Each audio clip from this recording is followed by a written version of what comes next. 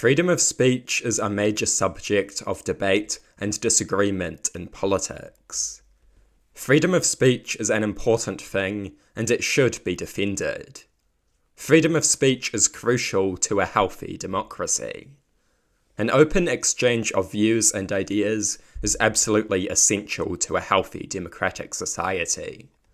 Some people want hate speech laws. Hate speech is evil. Every freedom has a downside. There is not one freedom that cannot be used to do evil. But that evil is usually a small price to pay for freedom. Hate speech is a small price to pay for free speech. Every freedom can be used to do something bad. We should not destroy our freedoms simply because some people use them to do bad things. That path will lead to a society with no rights and freedoms. Because all rights and freedoms can be used to do bad. I am opposed to hate speech laws. I am opposed to hate speech laws for one simple reason.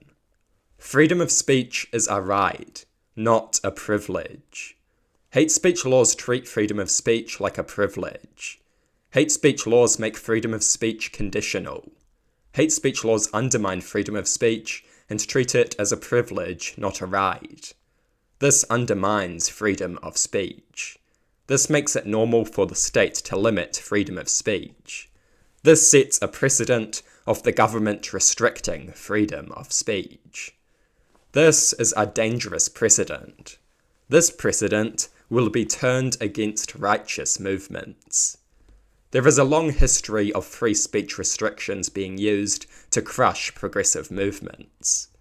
Some of the most draconian anti-free speech laws to ever be introduced in New Zealand were introduced during the 1951 waterfront dispute.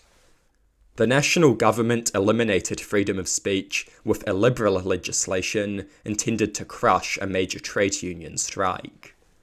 Setting a precedent of the state restricting freedom of speech is dangerous. This precedent will be exploited to crush progressive movements. There are other issues with hate speech laws too. Who gets to decide what counts as hate speech? Hate speech laws always end up evolving and becoming increasingly authoritarian and illiberal. Once it becomes normal for the state to restrict freedom of speech, all kinds of ridiculous things start happening. Hate speech laws can make extremists feel like they are being ignored and are unheard. Hate speech laws can make extremists feel like society is out to get them and intensify sentiments of alienation and hopelessness. This can make extremists even more extreme. Deny people the ability to vent their frustrations within the system, and they will look for methods outside of the system. That is when you end up with rising hate crimes. When hate speech and hate crimes both lead to prison time, committing a hate crime begins to look a lot more appealing in the eyes of extremists.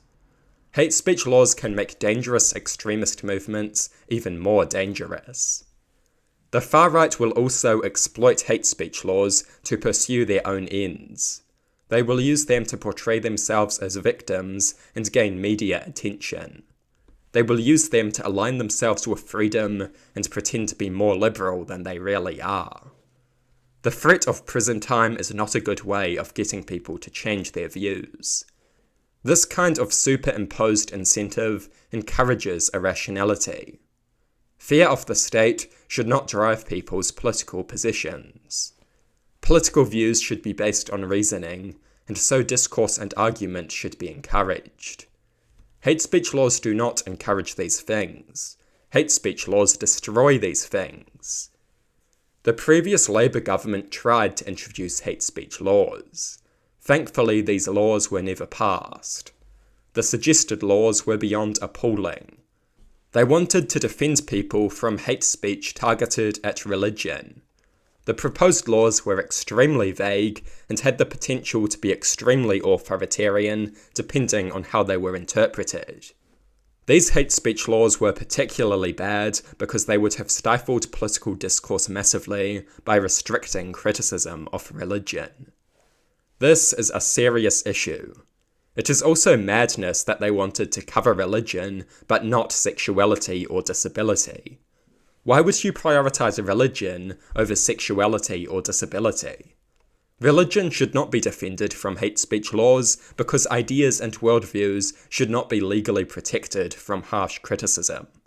This is an extremely dangerous and illiberal policy. Thankfully, the newly elected coalition government scrapped the proposed hate speech laws. This is one of the few issues on which they are superior to the left, but they still don't respect freedom of speech. Their gang patch ban is a huge violation of freedom of expression. Because once again, freedom of speech is not a privilege. Freedom of speech is a right. It is not a privilege for those who use it correctly. It is a right, and that means it cannot be taken away. Major restrictions on freedom of speech are stupid. Do not ask yourself if you want to ban hate speech. Ask yourself if you want to set a precedent of the government banning speech. The state is a dangerous institution. We often forget that. We shouldn't. The state is not benevolent. Give it the right to take away your freedoms, and you might just end up regretting it.